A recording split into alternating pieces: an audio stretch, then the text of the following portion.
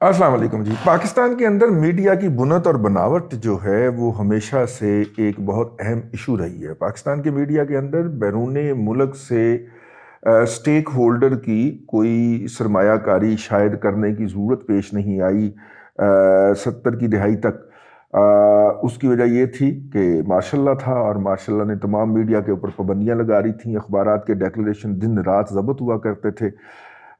50 की दहाई के अंदर जैसे ही पाकिस्तान के मीडिया ने कुछ पकड़ने की कोशिश की, क्योंकि उससे पहले अगर हम मीडिया का जायज़ा लें तो लाहौर एक बड़ा छोटा मरकज़ था मीडिया का।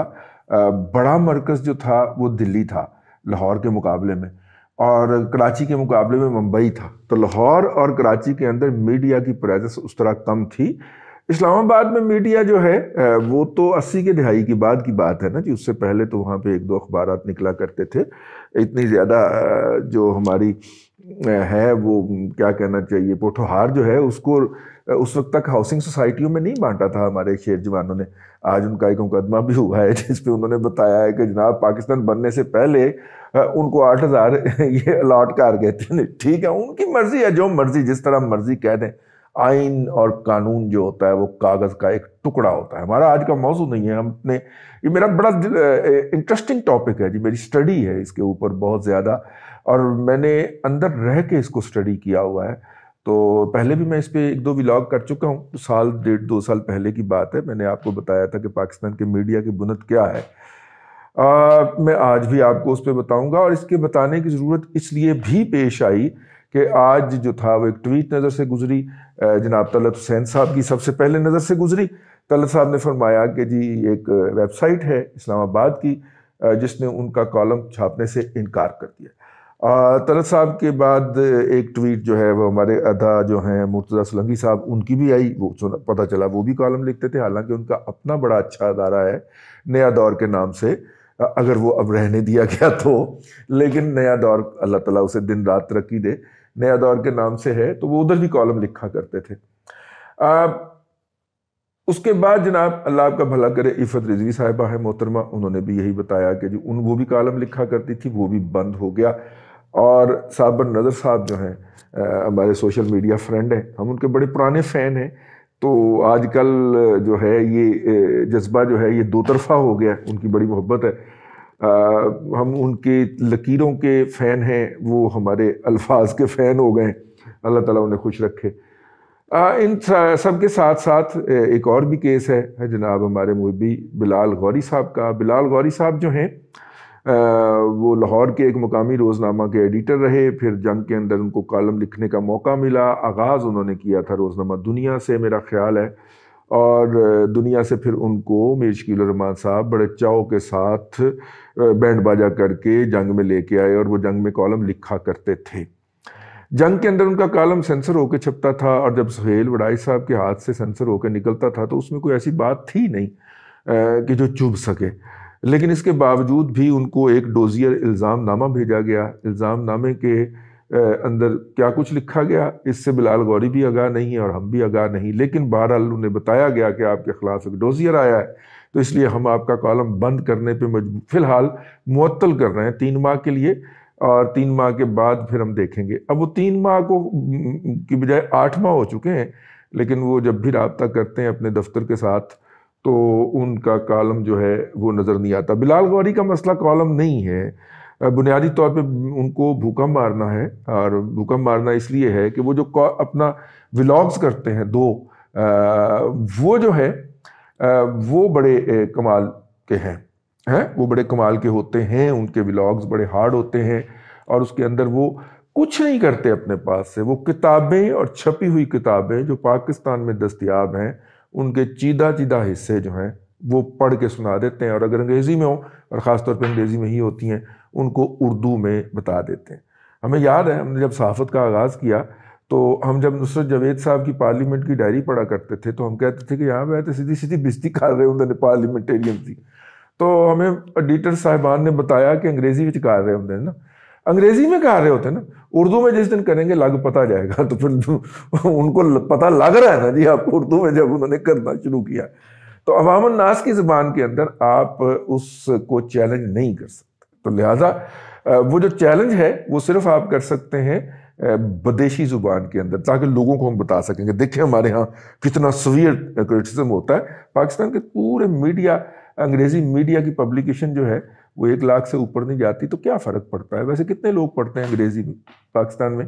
3 سے 4% پاپولیشن انگریزی پڑھنا چاہتی ہے، باقی تو اردو کے اندر اپنی ابلاغی صلاحیتیں آزماتے ہیں۔ تو خیر یہ جو ہوا تو مجھے یاد آ گیا ان لوگوں کا، بلال غوری صاحب کا تو نہیں، لیکن باقی جو احباب میں نے 4 ذکر کیا ہے، ان کا اس طرح کی ویب سائٹس کے اوپر شائع ہونا میرے لیے اب تک بڑی حیران کن صورتحال تھی، کیونکہ ان ویب سائٹ کا وجود جس فارمولے، جس ایجنڈے کے تحت اور جس طریقے سے وجود میں لایا گیا، وہ اس کے پروسیس سے ہم تھوڑے سے آگاہ تھے۔ اور میں آپ کو ایک شعر سنایا کرتا ہوں کہ شریک جرم نہ ہوتے تو مخبری کرتے، ہمیں خبر ہے لٹیروں کے سب ٹھکانوں کی، تو لٹیروں کے اس ٹھکانے کی بھی ہمیں خبر ہے۔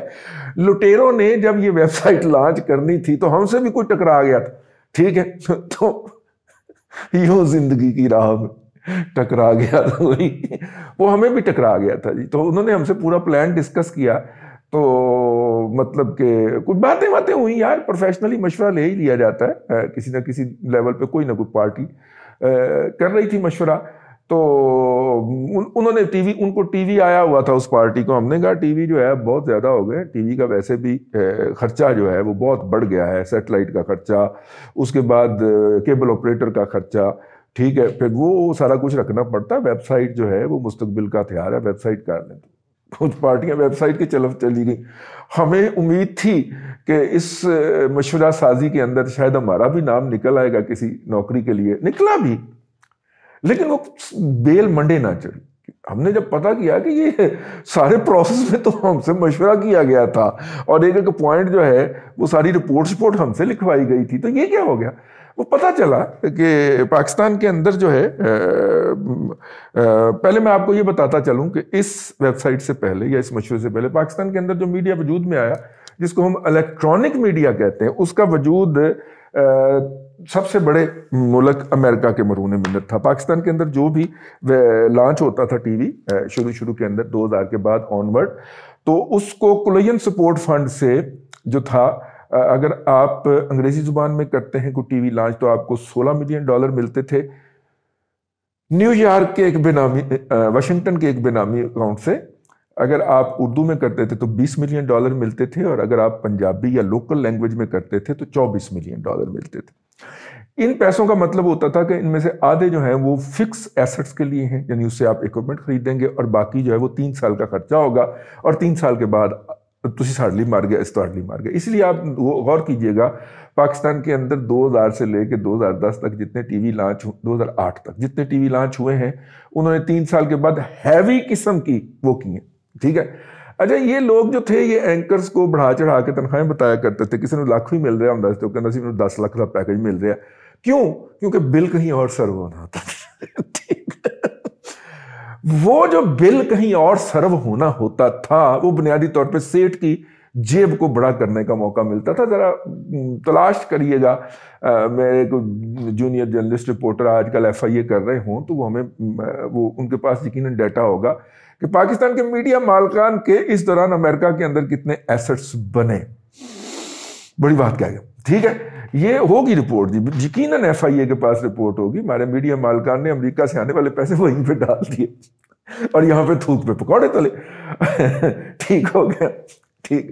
LCD یوزڈ آئی ہوئی LCDs جو ہیں ان کو لگا کے تو انہوں نے وہ مطلب کہ کیا کہیں اب کام چلائے، اور ادھر جو بل تھا وہ سرب اکاؤنٹس کے اندر جو بل ڈالا وہ نہیں HP کی LCD کا ڈالا، لیکن یہاں پہ جو یوزڈ میں آ رہے تھے، تو آپ یوں سمجھ لیں کہ اس طرح کر کے انہوں نے چینل چلا لے اور پیسے سائفن آؤٹ کر لیے، اور 3 سال کے بعد ہیوی قسم کی جو تھی وہ لوگ فارغ کیے جاتے تھے۔ اب دیکھیے گا تو صحیح، یہ ذرا 2008 سے لے کے 2005 سے لے کے آنورڈ ایک ٹی وی چینل میں ہیوی قسم کی ہوتی تھی، اور ساری کی ساری برات جو تھی وہ دوسری ٹی وی چینل میں چلے جایا کرتی تھی، تو یہ تھی۔ اب سنا ہے کہ صاحب نے جب سے افغانستان سے روانگی ڈالی ہے، اس نے ایک دم سے نا وہ جیسے میٹرکس کے اندر وہ تار نہیں کھینچتے پیچھے سے، اس طرح تار کھینچ دی ہے، اور پاکستان کے اندر بہت سے میڈیا ہاؤسز جو ہیں وہ ہو گئے ہیں जिसे कहना चाहिए यतीम बे आसरा हो गए हैं।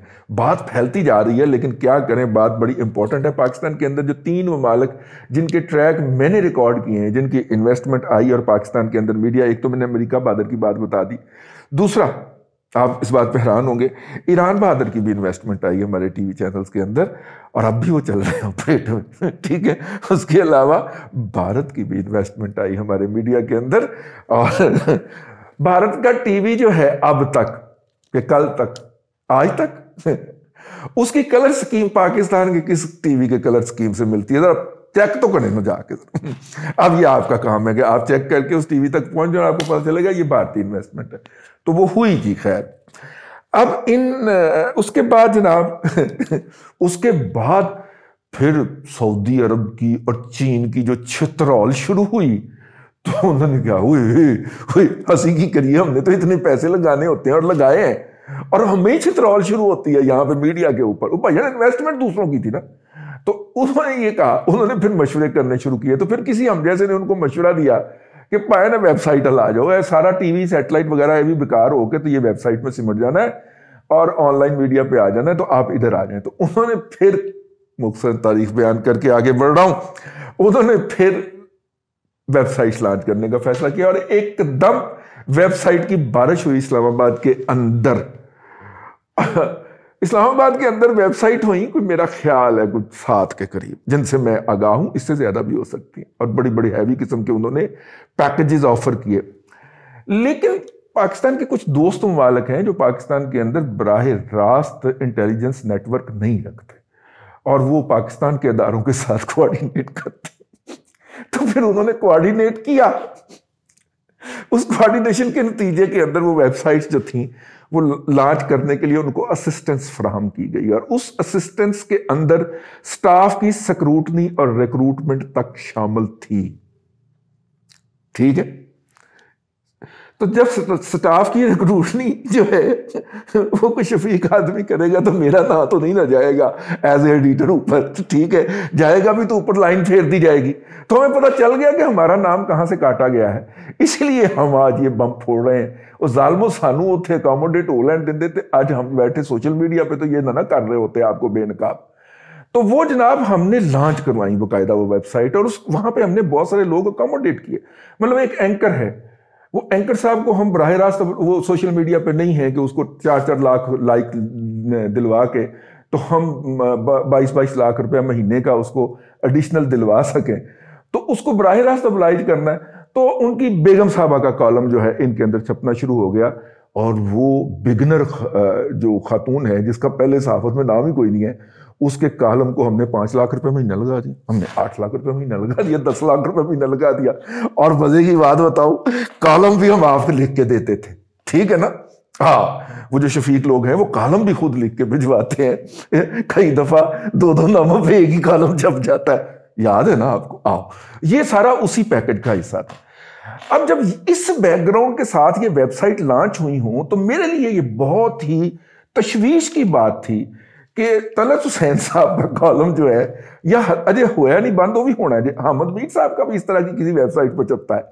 हामिद मीर और तलत हुसैन, जब ये है इसका सारा कंटेंट कंट्रोल जो है वो किनके पास है, और वो इनका कॉलम छपने दिए जा रहे हैं, यार कोई काम खराब हो रहा है इसके दरमियान। अब मेरे लाशऊर के अंदर ये बात जो थी वो कल तक चल रही, यार कोई काम खराब है, मेरा मतलब है ऐसा नहीं हो सकता कि उधर से ऑफ एयर करवा दे और इधर कॉलम छपने दे, जबकि वो भी वही कंट्रोल कर रहे हो। तो जो कुछ हुआ है ये बिल्कुल नेचुरल था, जो होया ये होनिया ही सी, होनी रोकिया रुकदी नहीं। ते हुण वो भी सुन लैन, एक वारी जे शुरू हो जावे गल फिर एवें मुकदी नहीं। कुछ उंज भी रावां औखियां सन, कुछ गल च गमां दा तौक भी सी, कुछ शहर दे लोग भी जालम सन, कुछ सानू मरन दा शौक भी सी।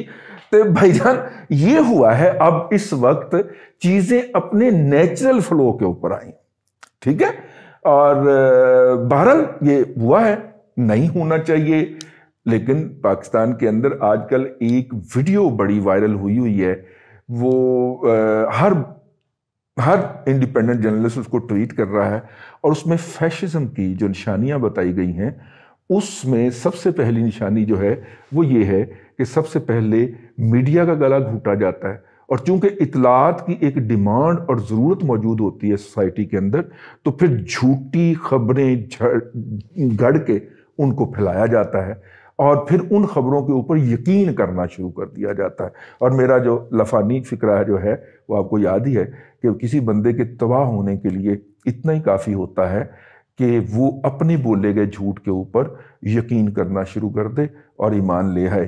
اور پاکستان کے اندر جو 70 سال میں جھوٹ بولا گیا ہے، الحمدللہ آج اس پہ کچھ لوگ ادارہ جاتی طور پہ ایمان رکھتے ہیں، اور یہی ہماری تباہی کی اصل وجہ ہے۔